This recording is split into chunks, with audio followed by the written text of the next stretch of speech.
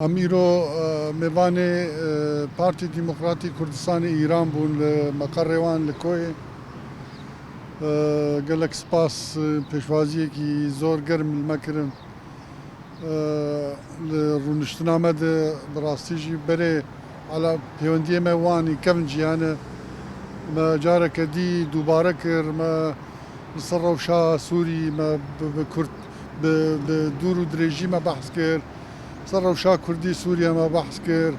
صر وشا قفتقوين كردي ما بحث كر لسر اوبوزيسيونا سوري ائتلافي لسر كوميتا دانو سندني سر كوميتا نويسان دستوري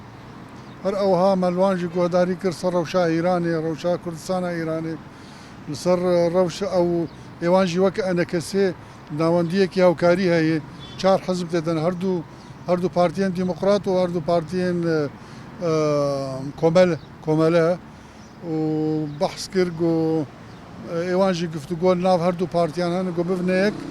و هر اوها لهر دو کمل جی گفتگو هن ببنیک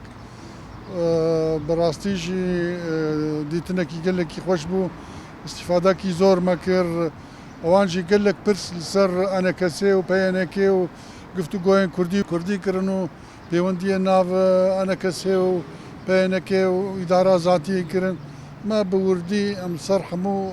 روشا منطقه ما لكردستان ايراني ولكردستان سوري مسكنين